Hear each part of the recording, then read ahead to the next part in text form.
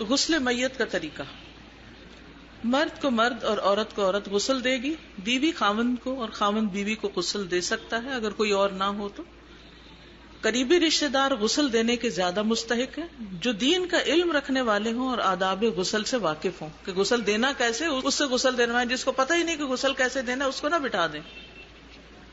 غسل میں مدد کرانے والوں کے سوا کسی دوسرے کی موجودگی ناپسندیدہ ہے. بعض اوقات کیا ہوتا ہے، دو لوگ غسل دے رہے ہیں، تیسرا سر پہ کھڑا باتیں کیے جا رہا ہے اور جو کچھ وہ کر رہے ہیں اس کو دیکھ رہا ہے. اور بعض اوقات تو جیسے گاؤں وغیرہ میں یہ بھی دیکھنے میں آیا کہ لوگ کپڑے کی چادر وادر لگا کے غسل دے رہے ہوتے ہیں اور کبھی کوئی ایک اندر گھس رہا ہے، کبھی کوئی دوسرا گھس رہا ہے، وہ دیکھ رہا ہے. جو تماشا لگا ہوا ہے اس سے پرہیز کرنا چاہیے. کیا آپ یہ چاہیں گے کہ جب موت کے بعد آپ کو غسل دیا جائے تو لوگ آپ کے سر پہ کھڑے ہو کے آپ کا تماشا دیکھیں؟ چاہیں گے؟ جو چیز اپنے لیے پسند ہے وہ کسی کے لیے بھی پسند نہ کریں. اور خاص طور پر اس وقت وہاں کھڑے ہو کر دنیا کی باتیں کرنا، ادھر کی ادھر کی کہانیاں کرنا، ان چیزوں سے بالکل پرہیز کرنا چاہیے. غسل کرانے والا دیندار اور قریبی عزیزوں میں سے ہونا چاہیے. جو دوران غسل میت میں کوئی عیب یا تغیر دیکھے تو پردہ پوشی کرے. نبی اکرم صلی اللہ علیہ وسلم نے فرمایا، جس نے کسی میت کو غسل دیا اور اس کی پردہ پوشی کی، اللہ تعالیٰ اس کے گناہوں کی پردہ پوشی فرمائے گا. یعنی اگر کسی میت کا کوئی عیب دیکھیں، کسی سے ذکر نہیں کرنا چاہیے. جو کسی کے عیب کو ڈھانپے گا اللہ اس کا عیب ڈھانپ دے گا. وہی نا، جیسا کسی کے ساتھ کرو گے تمہارے ساتھ بھی ویسا ہی ہوگا.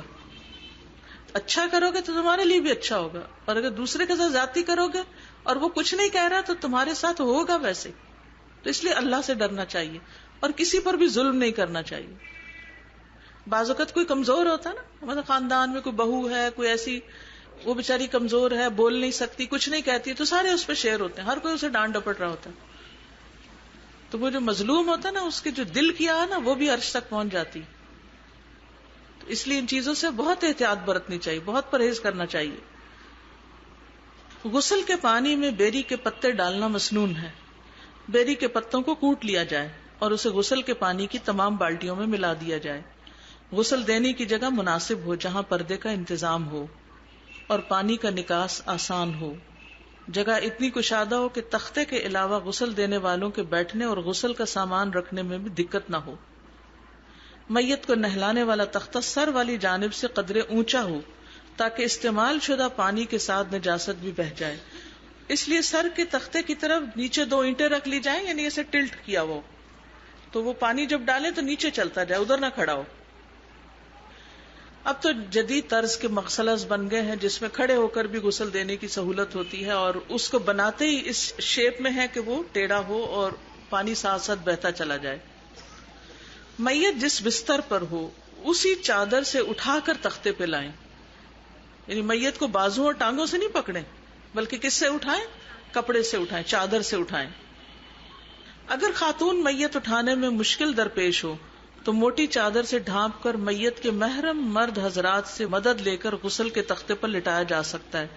اسی طرح غسل دینے کے بعد اٹھوایا جا سکتا ہے، کیونکہ بعض اوقات یہ تھا کہ انسان کا جسم بھاری ہوتا ہے.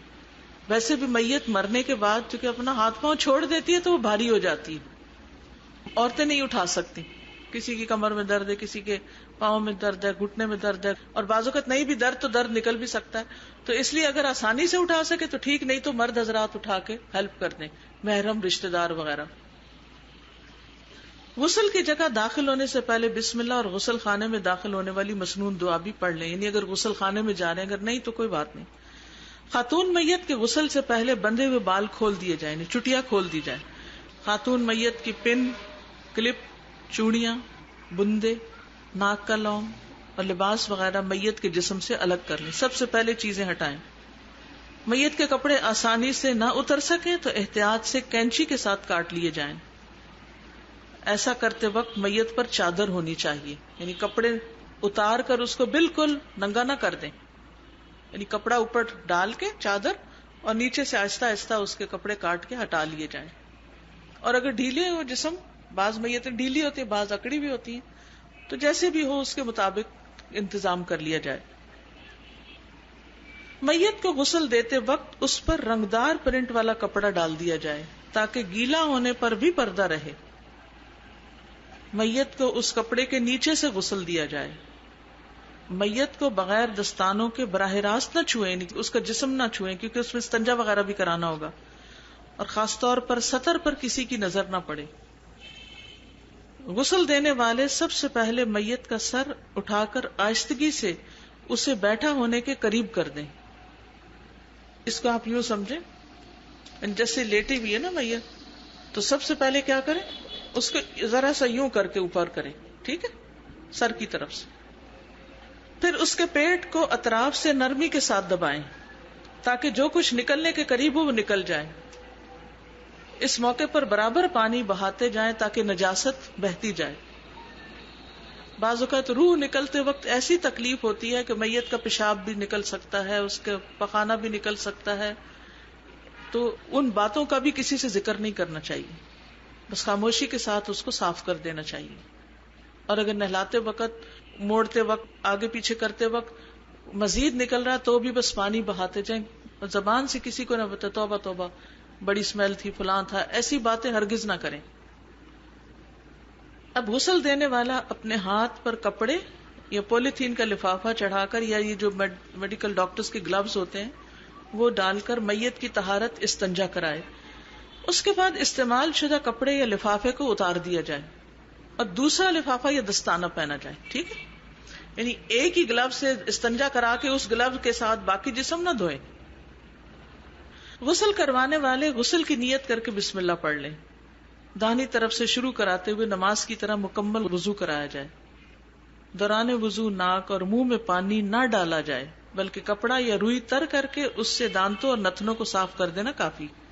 یعنی گیلی روئی سے منہ کھول کے دانت صاف کر لیں اور پھر وہ پھینک کے پھر دوسری روئی لے کے ناک صاف کر لیں. صاف روئی ناک اور کانوں میں لگا دیں تاکہ دوران غسل پانی اندر نہ جائے، جو غسل کے بعد نکال دی جائے روئی وغیرہ. بیری کے پتوں والے پانی کو استعمال کرتے ہوئے صابن کی جھاگ یا شیمپو سے سر کے بال اور داڑھی کو آہستہ سے انگلیاں پھیر کر دھویا جائے. آہستہ آہستہ آہستہ سر کو شیمپو لگا لیں اور باقی اس کو بھی سہولت سے دھو لیں. پہلے میت کے سامنے کے دائیں حصے کو دھوئیں. اچھا، یہ دائیں سے کیوں شروع کرنا چاہیے؟ یعنی پہلے پاؤں نہیں دھونے، وضو کرا کے سارا کچھ کر کے پھر اب اسے جسم دھونے لگے تو پہلے کیا کریں، اوپر والی فرنٹ سائڈ سے رائٹ سائڈ پوری ٹانگ تک. اس کی وجہ یہ کہ نبی صلی اللہ علیہ وسلم ہر کام دائیں طرف سے شروع کرتے تھے. اور پھر بائیں پہلو کے بل ہلکی سی کروٹ دے کر دائیں طرف کا پچھلا تمام حصہ دھو لیا جائے. یعنی اس طرح لٹایا ہوا نا، پہلے اوپر سے دھو لیا دائیں طرف سے، پھر اس کو ذرا سا موڑیں گے، یوں میت کو کیا کریں گے، موڑ کے نیچے سے بھی دایاں حصہ دھو لیا جائے. ٹھیک ہے، پھر بایاں حصہ اوپر کا اور پھر نیچے کا. ضرورت کے مطابق تاقدر 3، 5، 7 مرتبہ میں غسل کا پانی میت پر بہائیں. آخری بار پانی میں کافور ڈالنا مسنون ہے، خوشبو والا پانی. کافور نہ ملے تو کوئی بھی خوشبو پانی میں ڈال دے. اسلام میں میت کا کتنا احترام ہے اور کتنا اہتمام ہے. اگر مردہ کے ساتھ اتنا احترام اور اہتمام ہے تو زندہ کے ساتھ کیسے کرنا چاہیے سلوک.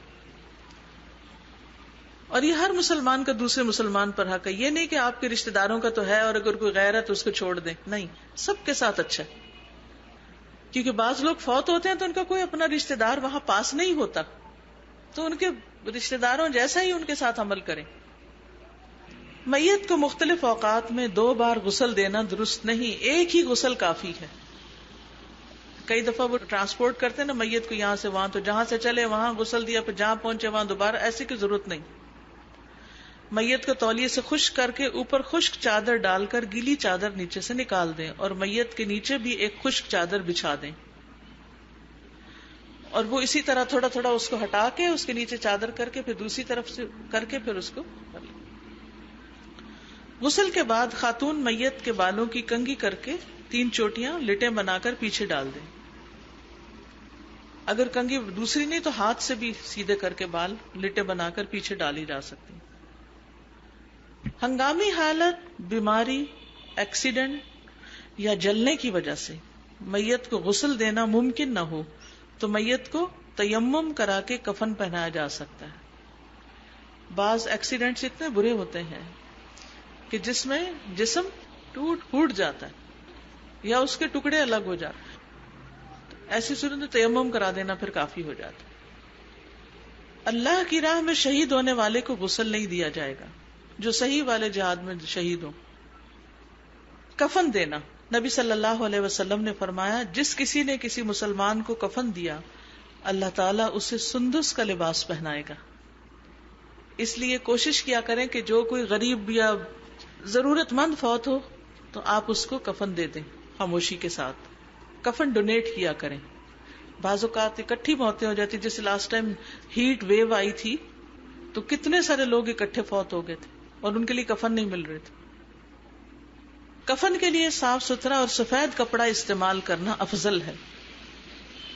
نیا اور سفید کپڑا میسر نہ ہو، یعنی نہیں خرید سکتے، نہیں اویلیبل بازار میں نہیں، تو پرانا دھلا ہوا اور رنگ دار یا دھاری دار کفن بھی استعمال کیا جا سکتا ہے۔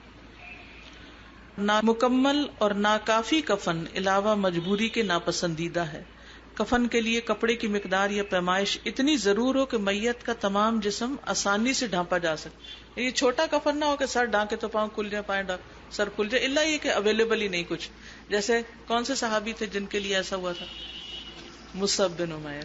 حالانکہ وہ جب مسلمان نہیں تھے تو بہت قیمتی لباس پہنتے تھے، قیمتی خوشبو لگاتے تھے، جس جگہ سے گزرتے وہاں لوگ صرف ان کی خوشبو سونگھ کر بتاتے کہ یہاں سے مصعب گزرے۔ لیکن اسلام لانے کے بعد ایسی ایسی قربانیاں دی کہ جب فوت ہوئے تو اس وقت مسلمانوں کی حالت ایسی تھی کہ دفنانے کے لیے واقعی کپڑا بھی اتنا نہیں تھا، تو پھر ان کا سر ڈھانک کر پاؤں کے اوپر گھاس ڈال دی گئی تھی دفنانے سے پہلے۔ عورت اور مرد کے کفن کے لیے یکساں پیمائش کی 3 موٹی سفید چادریں استعمال ہوتی ہیں، جن میں سے ایک چادر دھاری دار ہو تو بہتر ہو، لیکن اگر نہ ہو تو بھی ٹھیک ہے۔ کفن باندھنے کے لیے 3 یا 5 عدد پیٹیاں درکار ہوتی ہیں۔ سیدہ عائشہ فرماتی کہ ہم نے رسول اللہ صلی اللہ علیہ وسلم کو یمن کی 3 نئی سفید سہولی چادروں میں کفن دیا تھا، جس میں نہ قمیص تھی نہ عمامہ تھا، بس انہی چادروں میں انہیں لپیٹ دیا گیا تھا۔ بعض لوگ قمیضیں سیتے ہیں یا پاجامہ سیتے ہیں تو اس تکلف کی ضرورت نہیں، چادر میں ہی لپیٹ دیں۔ پہلے ایک چادر میں لپیٹیں، پھر دوسری چادر میں لپیٹیں، پھر تیسری چادر میں لپیٹیں، پھر اوپر سے بھی باندھ دیں، پاؤں کی طرف سے باندھ دیں، اور نیچے سے پٹیاں پاؤں پہ، گھٹنوں پہ، پیٹ پہ اور سینے پہ باندھ دیں تو پرفیکٹ کفن بن جاتا ہے۔ اچھا، کفن کے لیے 3 چادریں میسر نہ تو پھر ایک بھی کافی ہو جاتی، یعنی مجبوری کے تحت ایک بھی کافی، ورنہ 3 اچھی۔ شہید کو کفن کی ضرورت نہیں، اس کو انہی کپڑوں سمیت ایک چادر میں لپیٹ کر دفنا دیا جائے گا، اس کے کپڑے نہیں اتارے جائیں گے، اس کو غسل نہیں دیا جائے گا، اس کو اسی کے خون کے ساتھ ایسے ہی دفنا دیا جائے گا۔ محرم کون ہوتا ہے؟ جو احرام کی حالت میں ہو۔ دوران حج یا عمرہ میں وفات پانے والے کو غسل کرانے کے بعد کفن کی بجائے احرام ہی میں بغیر خوشبو لگائے، بغیر سر ڈھانپے دفن کیا جائے گا، غسل بس کرایا جائے گا۔ وہ قیامت کے دن کیسے اٹھے گا؟ تلبیہ پڑھتے ہوئے۔ یس، کسی بھی ہنگامی حالت یا سفر کے دوران میتیں زیادہ اور کفن کم ہو تو ایک ہی کپڑے میں ایک سے زیادہ میتوں کو بھی کفن دیا جا سکتا ہے، جیسے احد کے موقع پر۔ کفن لپیٹنے کا طریقہ: چارپائی کے درمیان ایک بڑی پٹی اور سر اور پاؤں کی طرف چھوٹی پٹیاں بچھا دیں۔ کفن کو مضبوطی سے باندھنے کے لیے 5 پٹیاں بھی باندھی جا سکتی ہیں۔ اب چارپائی پر پٹیوں کے اوپر 3 چادریں بچھا دیں۔ چادر کی لمبائی میت کے قد کی لمبائی سے کم از کم 1 فٹ بڑی ہو تاکہ سر اور پاؤں کی جانب سے باندھی جا سکے۔ تختہ غسل سے میت کو اٹھانے کے لیے 2 افراد نیچے والی چادر کو سر اور پاؤں کی طرف سے پکڑیں، مزید 2 افراد چادر کے نیچے سے کمر کی جگہ تولیہ یا مضبوط کپڑا ڈال کر میت کو اٹھا کر اس کی چارپائی پر رکھیں جس پر کفن پہلے سے بچھا ہوا ہو۔ کروٹ دلا کر نیچے کی چادر نکال لیں، یعنی جس میں سے اٹھا کے وہاں رکھا گیا۔ اوپر کی چادر ابھی نہ ہٹائیں کیونکہ اندر سے ہی کفن پہنایا جائے گا۔ چادر ڈالی بھی ہو تو اندر اندر کفن ڈال دیا جائے۔ پہلے اوپر والی چادر کے اوپر والے حصے سے خاتون میت کے سر اور بالوں کو سکارف کی طرح لپیٹ دیں، پھر بقیہ چادر سے اچھی طرح جسم لپیٹیں۔ دوسری چادر کو سر سے پاؤں تک لپیٹ دیں۔ آخری چادر لپیٹنے کے بعد سر، پاؤں اور کمر کی پٹیوں کو باندھ کر اس طرح گرہ لگائیں کہ قبر میں لٹانے کے بعد یہ گرہیں آسانی سے کھولی جا سکیں۔ یہ پٹیاں نکالیں گے تو نہیں، پٹیاں وہیں رہیں گی لیکن گرہیں کھول دیں گے ان کی۔ میت کو کفن میں لپیٹنے کے بعد 3 بار خوشبو کی دھونی دیں۔ بخور کریں. یہ ممکن نہ ہو تو عطر وغیرہ لگایا جا سکتا ہے. میت کو غسل اور کفن دینے والے کے لیے بعد میں خود غسل کرنا اور میت کو اٹھا کر کھاٹ پر ڈالنے میں مدد کرنے والے کے لیے وضو کر لینا مستحب ہے. یعنی جو غسل دے وہ خود بھی غسل کر لے. یہ مستحب ہے، فرض نہیں ہے. اگر پانی نہیں یا سردی ہے یا نہیں کر سکتا تو بھی کوئی بات نہیں، وضو کر لے. غسل اور کفن کے مراحل میں غیر مسنون کام. غسل دینے کی جگہ پر پاکیزہ کلام تحریری شکل میں لے جانا یا زبانی پڑھنا. کبھی آپ واش روم میں کوئی پنسورا لے کر گئے یا کوئی دعاؤں کی کتاب لے کے جاتے تو جہاں میت کا وہ ہو رہا ہو سب کچھ، وہاں بھی اس طرح کا سیکرڈ ٹیکسٹ نہیں لے جانا چاہیے. اللہ یہ ہے کہ مثلاً اگر کسی کو سمجھ نہیں ہے غسل کیسے دینا اور پہلی دفعہ دے رہے ہیں تو اس طرح کی اگر کوئی کتاب ہے اور وہ دور کھڑا ہو کے ذرا بتا رہا ہے اب یہ کر لیں اب یہ کر لیں اب یہ کر لیں تو وہ پھر ٹھیک ہے. لیکن قرآن مجید یا دعاؤں کی کتابیں اندر نہ لے جائیں. میت کو 2 بار غسل دینا یہ بھی مسنون نہیں. بالوں کی 2 چوٹیاں بنا کے سینے پہ ڈالنا یہ بھی نہیں ٹھیک. غسل مکمل ہونے پر قریبی رشتہ داروں کا باری باری آ کر میت پہ پانی بہانا کہ جی سارے آ جائیں اب ہر کوئی پانی بہائے، یہ ٹھیک نہیں. کفن سے پہلے صاف لباس پہنانا. کئی لوگ تو دلہن بناتے ہیں، سنا ہوگا آپ نے بھی کہ اگر کسی نوجوان لڑکی کی شادی ہو تو اگر اس کا تیار ہے تو جہیز کا، ورنہ ویسے لال جوڑا پہنا کر میک اپ کرتے ہیں. کئی لوگ تو میں نے سنا مہندی بھی لگاتے ہیں. یہ سب خرافات ہیں، اس سے بچنا چاہیے. میں نے جب غسل دی ایک جگہ تو انہوں نے کہا ریڈ کلر کا دوپٹہ نہیں تھا تو پڑوس میں پوچھوایا، سامنے کئی جگہ پہ بڑی مشکل سے ریڈ دوپٹہ ملا، اس میں کچھ لگا ہوا نہیں تھا گوٹا ووٹا. تو پھر وہ ایک اور ڈھونڈا گیا، پھر اس میں گوٹا لگا تھا وہ ان پہ ڈالا گیا. اور پھر یہ بھی بڑی شور تھا کہ وہ شوہر نہیں اندر آئے دیکھنے کے لیے کیونکہ وہ تو رشتہ ختم ہو گیا ہے. رشتہ ختم ہو گیا، سہاگن بھی کہہ رہے ہیں جو خود ساختہ باتیں ہوتی ہیں، جھوٹ کے پاؤں نہیں ہوتے. استاذہ آپ سے یہ پوچھنا تھا کہ جب میت کو سب نہلا دیتے ہیں تو اس میں ایسا ہوتا ہے کہ اس کی جو بیٹیاں ہوتی ہیں وہ ایک ایک مگا پانی ڈال دیں جیسے. ہاں یہی تو بات ہو رہی ہے کہ یہ نہیں کرنا چاہیے. اور ایک اور بات پوچھنی ہے کہ جیسے بیوی اور شوہر کا رشتہ ہوتا ہے تو کیا بیوی مرنے کے بعد شوہر کے لیے نامحرم ہو جاتی ہے؟ ایسا بھی کچھ نہیں. اسی لیے تو شروع میں آیا تھا کہ مرد بیوی اپنے ہسبینڈ کو غسل دے سکتی ہے. قیامت کے دن جو میاں بیوی نیک ہوں گے وہ جنت میں بھی ایک دوسرے کے ساتھ ہوں گے. ٹھیک ہے نا. جدائی صرف جنت و جہنم کی وجہ سے ہوگی. سازا ہماری پیچھے والی گلی میں جیسے میت ہوئی لڑکی کی، اس کی بارات والے دن تو وہ فوت ہو گئی. اب انہوں نے کیا کیا کہ اس کو وہی جوڑا وغیرہ پہنا کے جویلری وغیرہ پہنا کے سب کچھ اس کے ساتھ سب نے فوٹو سیشن کیا. اس کی میت کو کبھی کھڑا کر کے کبھی کس طریقے سے. یہ بتا رہی ہیں کہ ان کے پیچھے والی گلی میں ایک بچی فوت ہوئی اپنی بارات کے دن، یعنی جس دن اس کی شادی تھی اس دن وہ فوت ہو گئی. تو انہوں نے اس کو نہلا کے اسے جوڑا پہنایا، جو دلہن کا جوڑا، اور میک اپ کیا اور پھر اس کے ساتھ فوٹو سیشن کیے. انا للہ و انا الیہ راجعون. ہم کہاں جا رہے ہیں؟ اتنی جہالت کے ہوتے ہوئے ہم پر فرض عائد ہوتا ہے کہ ہم اس تعلیم کو عام کریں تاکہ اللہ کی ناراضگی کے ساتھ دنیا سے نہ بھیجیں کسی کو. السلام علیکم. ایسا بھی ہوتا ہے کہ جیسے نہلا وہلا کے کفن بنا کے تیار کر دیا، اب لے کے جا رہے ہوتے ہیں تو کہتے ہیں کہ نا معافی مانگ لو جس کو مانگنی ہے، اب تو یہ جا رہے ہیں. وہ کیا معاف کرے گا؟ زندگی میں معافی مانگتے، مرنے کے بعد کون معاف کر سکتا ہے؟ السلام علیکم. وعلیکم السلام. میں یہ پوچھنا چاہ رہی تھی کہ اگر ہم سب کچھ کریں بس بھی لکھ دیں اور پھر بھی ہمارے ورثہ وہ عمل نہ کریں تو اس کی ذمہ داری پھر ورثہ پہ ہوگی، ہمارے پہ نہیں ہوگی. ٹھیک ہے. السلام علیکم. وعلیکم السلام. مجھے پوچھنا تھا جو اٹیچ باتھ ہوتے ہیں جس میں ایک کونے پہ ٹوائلٹ ہوتا ہے اور دوسری جگہ نہانے کی جگہ ہوتی ہے، ایسے واش روم میں غسل دیا جا سکتا ہے؟ دیا جا سکتا اگر وہ اتنا ہے کہ جس میں میت اور غسل دینے والے دونوں اندر آ سکیں. السلام علیکم. وعلیکم السلام. استاذہ یہ تھا نا جو احرام کی حالت فوت ہو تو اس کا سر نہیں ڈھکا جائے گا، تو کیا عورت کے لیے بھی یہ ہوگا؟ نہیں، کیا عورت احرام میں سر اس کا تو سر ویسے ہی ڈھکا ہوا. یہ مرد کے لیے محرم ہے مرد. السلام علیکم. وعلیکم السلام. سازا میں یہ پوچھ رہی تھی جیسے ہمارے فلیٹس جو ہے نا چھوٹے چھوٹے ہوتے ہیں تو اس میں تو نہلانے کی جگہ نہیں ہوتی، اسی لیے پھر مختلف جگہوں پہ مغسلہ بنوائے جاتے. شاید اس بلڈنگ میں بھی کوئی مغسلہ بنا ہے تو وہاں لے جایا جا سکتا ہے نہلانے کے لیے. وہیں سے پھر قبرستان، یہ نہیں دوبارہ واپس گھر. استاذہ آپ نے بتایا کہ شہید کو غسل نہیں دیا جائے گا، تو ذرا سا یہ کلیئر کر دیں کہ شہید اسپیشلی خواتین میں سنا ہے کہ ڈیلیوری میں جن کی موت ہو جاتی ہے. یہ دیکھیں جو اصل شہید ہوتا ہے نا وہ اس جہاد میں ہوتا ہے جس کو حکومت وقت ڈکلیئر کرتی ہے، ایک مسلمان حکومت کسی ایسی قوم کے بارے میں جن کے ساتھ وہ جنگ پر ہو. اس کے علاوہ جو شہیدوں کی قسمیں ہیں نا، جیسے پیٹ کی بیماری سے فوت ہونے والا، یا چھت کے نیچے دب کے فوت ہونے والا، یا عورت ڈلیوری میں فوت ہو جاتی ہے، یہ شہید کا اجر پاتے ہیں، وہ شہید نہیں ہوتے نا، تو ان کو تو غسل دیا جائے گا، ان کے ساتھ سب کچھ کیا جائے گا. میت کی آنکھوں میں سرما لگانا یہ بھی منع ہے.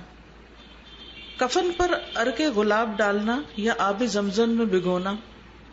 شادی کے لباس میں دفنانا. کفن پر قرآنی آیات یا دیگر دعائیں لکھنا یہ بھی منع ہے. میت کے سرہانے قرآن مجید یا عہد نامہ رکھنا، اس کی بھی کوئی وہ نہیں ہے. اگلے صفحے پر آپ دیکھیے کہ میت کو کفن پہنانے کی تصویریں بنی ہوئی ہیں. پھر اس کے بعد ہے جنازہ لے کے جانا. جنازہ کو تیار کرنے سے لے کر جنازہ کو دفن کے لیے لے جانے تک کے تمام مراحل میں غیر ضروری تاخیر نہیں کرنی چاہیے. جنازے کے ساتھ جانا اور جنازہ اٹھانے میں مدد دینا یہ مردوں کے لیے، عورتیں نہیں جاتی. مسلمان کا مسلمان پر حق ہے. جنازے کے ساتھ جانے والے خاموش رہیں. بات چیت کرنا، دعا یا کلمہ شہادت کی صدا لگانا اور قرآن کی تلاوت بلند آواز سے کرتے ہوئے جانا سنت سے ثابت نہیں. یعنی باوقار انداز میں خاموشی سے جنازہ لے جایا جائے، دل میں دعائیں کرتے رہے. اسی طرح جنازے کے ساتھ روتے پیٹتے ہوئے جانا بھی جنازے کے احترام کے خلاف ہے. عورتوں کا جنازے کے ساتھ جانا مکروہ ہے. چراغ یا مشعلوں کی صورت میں کسی بھی قسم کی آگ جنازے کے ساتھ لے جانا منع ہے. البتہ کسی مجبوری سے رات کو دفن کرنا پڑے تو تدفین کے وقت آسانی کے لیے روشنی کا عارضی انتظام کر سکتے ہیں، یعنی لالٹین وغیرہ ساتھ لے جا سکتے ہیں. جنازے کے ساتھ پھل، مٹھائیاں، خشک میوے لے کر جانا سنت سے ثابت نہیں. پیدل کو جنازے کے ساتھ آگے پیچھے دائیں بائیں چلنا جائز ہے.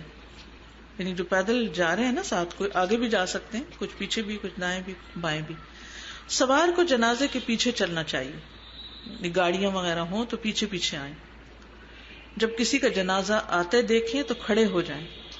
پھر اگر ساتھ چلنے کا ارادہ نہ ہو تو اس کے کچھ آگے نکل جانے تک کھڑے رہیں. یہ میت کے احترام میں ہوتا ہے. تابع فرمان مسلمان کے جنازے کی تعریف کرنا جائز اور اس کے حق میں فائدہ مند ہے. قبرستان پہنچ کر جب تک جنازہ زمین پر نہ رکھا جائے اس وقت تک بیٹھنا منع ہے. جنازہ کو فوت شدہ بزرگوں کی قبروں کے گرد طواف کرانا غیر اسلامی. بعض اوقات ایسا ہوتا ہے نا، دادا پہلے فوت ہو گئے، باپ فوت ہو گئے، کوئی نیک بزرگ فوت ہوا. اب کئی لوگ کیا کرتے، قبرستان لے جا کے پہلے جنازہ اس قبر کے گرد گھماتے پھر دفناتے ہیں. یہ غیر اسلامی کام ہے. نماز جنازہ کا طریقہ، اب یہاں عام تو ہمیں نہیں نماز پڑھنی ہوتی، لیکن جو کوئی حرم میں جاتا ہے، جیسے حج یا عمرے پہ جاتے ہیں آپ لوگ، تو حرم میں نماز جنازہ ہر نماز کے بعد ہو رہی ہوتی، تو اس میں خواتین بھی شامل ہو سکتی کیونکہ ہم آلریڈی وہاں موجود ہوتے ہیں. تو کسی بھی میت کے لیے انسان جب دعا کرتا ہے تو یہ سوچے کہ جب ہم فوت ہوں تو ہمارے لیے بھی کوئی دعا کرے. نماز جنازہ اللہ سبحانہ تعالیٰ کے حضور میت کی مغفرت کے لیے زندوں کی طرف سے دعا اور سفارش ہے. نماز جنازہ کے لیے حاضری جتنی زیادہ ہو میت کے حق میں اتنا ہی اچھا ہے. زیادہ لوگ شامل ہوں تو یہ فائدہ مند ہے. مدجج اوقات میں نماز پڑھنے اور میت دفن کرنے سے منع کیا گیا ہے. جب سورج طلوع ہو رہا ہو، جب عین دوپہر ہو، جب سورج غروب ہو رہا ہو، یعنی اندر باہر ہو، تو غروب ہو جائے یا اس سے پہلے دفنا. نماز جنازے میں شریک ہونا باعث اجر و ثواب ہے. مسجد سے ملحق عیدگاہ وغیرہ میں نماز جنازہ پڑھانا جائز ہے. اگر بارش یا کوئی اور مجبوری ہو تو مسجد کے اندر بھی نماز پڑھا سکتے ہیں. غائبانہ نماز جنازہ بھی پڑھی جا سکتی، جیسے نبی صلی اللہ علیہ وسلم نے کس کا جنازہ پڑھا تھا؟ نجاشی کا. شابش. نماز جنازہ کے لیے بھی باوضو اور قبلہ رخ ہونا شرط ہے. اس نماز میں صفوں کی تعداد طاق رکھی جائے گی، یعنی آڈ نمبر پہ ہوگی. البتہ اگر لوگ تھوڑے ہوں تو 1 یا 2 صفیں بھی کافی ہیں. امام کو مرد میت کے سر کے مقابل اور عورت کے درمیان کے مقابل کھڑے ہونا چاہیے، وسط میں کھڑا ہونا چاہیے. مرد اور عورت دونوں کا نماز جنازہ ایک ہی وقت میں ہو تو مرد کی میت امام کی طرف اور عورت کی میت اس کے اگلی طرف قبلے کی جانب رکھی جائے گی، دور رکھی جائے گی. نماز جنازہ کے لیے نہ اذان ہے نہ اقامت. اس نماز میں 4 تکبیروں کے صرف قیام ہے، نہ رکوع ہے نہ سجدہ. نماز جنازہ سری طور پر پڑھانا اور جہری آواز سے پڑھانا دونوں طرح سنت سے ثابت ہے. نماز جنازہ دل میں پڑھنا مستحب ہے، البتہ تکبیرات قدر بلند آواز سے کہی جائیں گی تاکہ پچھلی صف والے بھی سن لیں. نماز جنازہ میں پہلی تکبیر کے بعد سورۃ فاتحہ، دوسری تکبیر کے بعد درود شریف، تیسری تکبیر کے بعد مغفرت کی دعا اور چوتھی تکبیر کے بعد آہستہ سے سلام پھیرا جاتا ہے. ہر تکبیر پر ہاتھ اٹھانا، رفع یدین کرنا یا صرف پہلی تکبیر کے وقت ہاتھ اٹھانا، دونوں طریقے درست ہیں. 2 سلام کہہ کر اس نماز کو ختم کرنا یا ایک ہی سلام پر ختم کرنا، دونوں طریقے سنت سے ثابت ہیں. یعنی دونوں طرف بھی سلام ہو سکتا ہے، ایک طرف بھی ہو سکتا ہے، جائز ہے. بہت سی میتیں ہوں تو ایک ہی نماز جنازہ پڑھانا درست ہے، جیسے حرم میں ہوتا ہے. ہر جنازے پر علیحدہ نماز پڑھنا بھی جائز ہے. کفار، مشرکین اور منافقین کی وفات کے بعد ان کے لیے رحمت اور مغفرت کی دعا کرنے کی مسلمانوں کو اجازت نہیں، اس لیے ان کی نماز جنازہ پڑھنا منع ہے. دوسری نمازوں کی طرح اس نماز میں بھی آپس میں باتیں نہیں کرنی چاہیے. غافل دل کے ساتھ نماز جنازہ میں شرکت کرنے کی بجائے میت کے لیے درد ماننا اور مخلصانہ جذبات کے ساتھ دعا کریں. اب یہ دعائیں دی گئی ہیں، ان کو آپ پڑھ سکتے ہیں، یاد کر سکتے ہیں. اگر ساری نہیں تو کم از کم 1-2 تو ضرور یاد کر لیں. پھر تدفین جو ہے اس کا بھی بہت ثواب ہے. جو دفن تک جائے تو اس کے لیے 2 قرات ہیں. پھر قبر کے بارے میں آپ آگے پڑھ سکتے ہیں کہ کس طرح کی قبر ہونی چاہیے، بغلی قبر ہو یا درمیان والی ہو. پھر زیارت قبور اگر کرے کوئی، قبرستان جائے. عورتیں تو عام طور پر نہیں جاتی، لیکن بعض اوقات قبرستان سڑک پر ہی ہوتے ہیں، دیوار بھی نہیں ہوتی، سب نظر آ رہا ہوتا ہے، تو دعا پڑھنی چاہیے. پھر ایصال ثواب ہے کہ میت کے بعد گھر والے کیا کریں. اگر کہیں جنازہ ہو نا یا کچھ، تو یہ کتاب اٹھا کے یہ والا پارٹ آپ دوسروں کو پڑھ کے بھی بتا سکتے ہیں کہ اب جو فوت ہو گیا اس کے پیچھے آپ اس کے لیے کیا کیا کر سکتے ہیں. کیونکہ ایصال ثواب پر بہت سے لوگ پوچھتے ہیں کہ کیا کریں. جب انسان فوت ہو جاتا ہے تو 3 اعمال کے سوا اس کے تمام اعمال کا سلسلہ منقطع ہو جاتا ہے. پیج 29 ہے. صدقہ جاریہ یا وہ علم جس سے فائدہ اٹھایا جاتا رہے، یا نیک اولاد جو اس کے لیے دعا کرے. رسول اللہ صلی اللہ علیہ وسلم نے فرمایا، مومن کو وفات کے بعد جو نیک عمل پہنچتے ہیں ان میں سے یہ بھی ہیں: وہ علم جس کی اس نے تعلیم دی اور اسے پھیلایا، نیک اولاد جو پیچھے چھوڑی، قرآن مجید کا نسخہ جو کسی کو وراثت میں دیا، مسجد جو اس نے تعمیر کی، مسافر خانہ جو اس نے قائم کیا، نہر جو اس نے جاری کی، صدقہ جو اس نے اپنی زندگی میں صحت کی حالت میں اپنے مال سے نکالا. ان سب کا ثواب اس کی موت کے بعد اسے ملتا رہے گا. ٹھیک ہے. کچھ کام انسان خود اپنی زندگی میں کرتا ہے اور کچھ اس کے پیچھے اس کے مرنے والے کے وارث کرتے ہیں. فی سبیل اللہ مال خرچ کرنا، مسجد تعمیر کرنا، پانی کا انتظام کرنا، درخت لگانا، مسافروں کی ضروریات کا خیال کرنا، نفع بخش علم، اولاد کی صحیح تربیت، نیک اولاد. لواحقین کی طرف سے نہیں، رشتہ دار کیا ایصال ثواب کریں. میت کے چھوٹے ہوئے روزے رکھنا، یعنی وارث وغیرہ جو ہیں. میت کی نظر پوری کرنا، میت کی طرف سے حج کرنا، میت کا قرضہ اتارنا، میت کے لیے بخشش کی دعا کرنا، میت کی طرف سے صدقہ کرنا، میت کو قربانی میں شریک کرنا. ایصال ثواب میں بدعتوں سے بچنا بھی ضروری ہے. پیج 37 پر ہیں یہ ساری چیزیں، آپ دیکھ لیجئے. اور آخر میں، دنیا کے اے مسافر منزل تیری قبر ہے، طے کر رہا ہے جو تو 2 دن کا یہ سفر ہے. دنیا کے اے مسافر منزل تیری قبر ہے، جب سے بنی ہے دنیا لاکھوں کروڑوں آئے، باقی رہا نہ کوئی مٹی میں سب سمائے. اس بات کو نہ بھولو سب کا یہی حشر ہے، دنیا کے اے مسافر منزل تیری قبر ہے. یہ عالی شان بنگلے وہاں کام کے نہیں ہیں، محلوں میں سونے والے مٹی میں سو رہے ہیں. 2 گز زمین کا ٹکڑا چھوٹا سا تیرا گھر ہے، دنیا کے اے مسافر منزل تیری قبر ہے. آنکھوں سے تو نے اپنی دیکھے کئی جنازے، ہاتھوں سے تو نے اپنے دفنائے کتنے مردے. انجام سے تو اپنے کیوں اتنا بے خبر ہے، دنیا کے اے مسافر منزل تیری قبر ہے. ہم سب کا وہ ٹھکانہ ہے اور پھر اس کے بعد وہاں سے اٹھنا ہے. حساب کتاب ہے، پل صراط ہے، اور پھر آخر میں جنت یا جہنم. اللہ سبحانہ وتعالی ہم سب کی بخشش فرمائے. السلام علیکم. وعلیکم السلام ورحمۃ. میں یہ پوچھنا چاہ رہی تھی کہ والدین کی وفات کے بعد اولاد کا کون سا عمل ایسا ہے جو ان کے لیے مطلب بہترین باعث ثواب بنتا ہے، اور کیا وہ نوافل ادا کر سکتے ہیں والدین کے حق میں؟ نماز انسان کے اپنے لیے ہوتی ہے، ویسے جب نفل پڑھیں، فرض نماز پڑھیں، اس کے بعد ان کے لیے دعا کریں تو وہ ان کو فائدہ دے گی. اولاد کا بہترین صدقہ جاریہ کیا ہے کہ والدین کے لیے دعا کریں، ان کی بخشش کی دعا، اور یہ مسنون دعائیں اس کتاب میں لکھی ہوئی ہیں. اسی طرح والدین کے لیے صدقہ کریں. اور بیوی کا عمل بھی شوہر کے لیے باعث ثواب بنتا ہے. دعا صدقہ سب کے لیے فائدہ دے گا انشاءاللہ. اور عورت کا ممنوع ہے قبرستان پہ جانا، یا جا سکتی ہے کبھی کبھار؟ اکا دکا کبھی جا سکتی ہے، عبرت کے لیے، ہر وقت نہیں. جیسے حضرت عائشہ اپنے بھائی کی قبر پہ گئی تھی تو بالکل حرام نہیں ہے، لیکن روٹین بنا لینا، روز چل پڑنا، یہ ٹھیک نہیں. کثرت سے جانا منع ہے. عبرت کے لیے کبھی 1 سے 9 مائل جانے میں حرج نہیں. جب ہم لوگ کہیں میت میں جاتے ہیں ہاں. تو وہاں پہ وہ جو دانے پڑے جا رہے ہوتے ہیں اور وہ بیج پڑے جا رہے ہوتے ہیں اور وہ قرآن خوانی ہو رہی ہوتی ہے، پھر ہمیں بھی انسسٹ کیا جاتا ہے کہ یہ بھی سنت سے ثابت نہیں. ٹھیک ہے، تو پھر ہم کیا کریں استاد؟ ہم کیا پڑھیں؟ آپ تعزیت کر کے گھر واپس آئیں. کیا ضرورت ہے وہاں بیٹھنے کی؟ یہ پہلے بھی بات ہوئی ہے نا کہ وہاں زیادہ بیٹھے نہیں. اچھا، یہ کچھ چیزیں یہاں اسٹال پر اویلیبل ہیں، ان کا بھی بتا دیتی ہوں کیونکہ وہاں رش ہوتا ہے تو پتہ نہیں چلتا کیا ہے. رشتے اور شادی میں آسانی کی دعائیں. بعض بچیوں کو خود اور والدین کو فکر ہوتی ہے تو ان کے لیے یہ دعائیں ہیں. پھر اس طرح رات کو سونے کے وقت کی دعا ہے.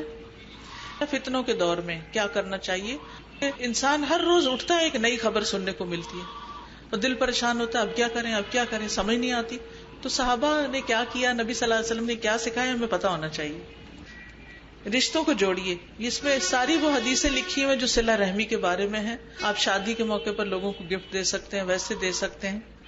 ایصال ثواب جو اس کے اندر ہے نا کتاب کے، اس کو الگ پیمفلٹ میں بھی چھاپا گیا. جب کہیں میت ہو تو سب کو آپ بانٹ بھی سکتے ہیں، یہ بھی ثواب جاریہ کے لیے بھی دے سکتے ہیں اور ان کی تعلیم کے لیے. اسی طرح نبی صلی اللہ علیہ وسلم کا تعارف ہے، نئی کتاب آئی ہے تعارف حبیب، جس میں آپ کی ذات، آپ کے خاندان، آپ کی ازواج، آپ کی غزوات اور دیگر چیزوں کے بارے میں معلومات ہیں، آپ کے معجزات کے بارے میں، آپ کی خصوصیات کے بارے میں. پھر میرا جینا میرا مرنا، یہ بھی موت اور زندگی کے بارے میں کتاب ہے. یہ جو چھوٹی کتاب ہے اس کے کچھ حصے اس کتاب میں بھی موجود ہیں. پھر یہ ایک بہت اچھا پمفلٹ ہے پردیسی یا مسافر. یہ نبی صلی اللہ علیہ وسلم کی اس حدیث کی تفصیل ہے جس میں کہا گیا تھا. عبداللہ بن عمر کہتے ہیں کہ نبی صلی اللہ علیہ وسلم نے مجھے کندھے سے پکڑا اور فرمایا، دنیا میں یوں رہو جیسے پردیسی یا مسافر. عبداللہ بن عمر کہتے، جب تم شام کرو تو صبح کا انتظار نہ کرو، اور جب صبح کرو تو شام کا انتظار نہ کرو. صحت میں بیماری کا بندوبست کر لو اور زندگی میں موت کا. اور ایک اور روایت میں آتا ہے، اور اپنے آپ کو قبر والوں میں شمار کرو. یعنی اتنا زیادہ یقین ہو کہ بس دنیا سے جلدی چلے جانا. تو اس کی بڑی اچھی وضاحت ہے اس چھوٹے سے پمفلٹ میں. کسی کی وفات ہو تو اس پر پڑھ کے بھی آپ سنا سکتے ہیں، ویسے بھی تعلیم کے لیے. اسی طرح وہ اذکار جو جنت میں لے جانے کا سبب ہیں، تسبیحات وغیرہ، وہ اس میں موجود ہیں حدیثوں کے ساتھ. لوگوں کو تحفہ بھی دے سکتے ہیں اور خود بھی. اسی طرح ہم میں سے ہر شخص کو کوئی نہ کوئی زندگی میں پریشانی ہوتی ہے. پریشانیوں کا بہترین حل استغفار کرنا ہے. قرآن مجید میں بھی ہمیں بتایا گیا نا کہ نوح علیہ السلام نے اپنی قوم کو کہا تھا، فَقُلْتُ اسْتَغْفِرُوا رَبَّكُمْ إِنَّهُ كَانَ غَفَّارًا. میں نے کہا اپنے رب سے معافی مانگو، وہ بہت زیادہ بخشنے والا ہے. يُرْسِلِ السَّمَاءَ عَلَيْكُمْ مِدْرَارًا، وہ تم پر آسمان کو برسنے والا بھیجے گا، بارشیں ہوں گی. وَيُمْدِدْكُمْ بِأَمْوَالٍ وَبَنِينَ، تمہیں مال اور بیٹوں سے مدد دے گا. وَيَجْعَلْ لَكُمْ أَنْهَارًا، اور تمہارے لیے نہریں جاری کر دے گا. یعنی دنیا کی جو نعمتیں ہیں وہ استغفار سے ملتی ہیں. تو ساری تو نہیں، یعنی اکثر دعائیں استغفار کی اس میں اکٹھی کر دی گئی. جب پریشانی، ویسے تو روٹین میں اگر روز پڑھیں تو اچھا ہے، ہر روز ہی گناہ کرتے ہیں، روز ہی معافی ہو جائے تو صاف ہو جائے. لیکن خاص طور پر جب کوئی پریشانی ہو تو کثرت سے ان دعاؤں کو پڑھیں. انشاءاللہ تعالیٰ آپ کا غم، دکھ، پریشانی دور ہوگی. اسی طرح الحمدللہ، سبحان اللہ، اللہ اکبر کی تسبیح ہے، بہت اچھی ہے. یہ بھی میت کی بخشش کی دعائیں ہیں، جب کوئی فوتگی ہو تو اس میں آپ لوگوں کو پڑھنے کے لیے دے سکتے ہیں.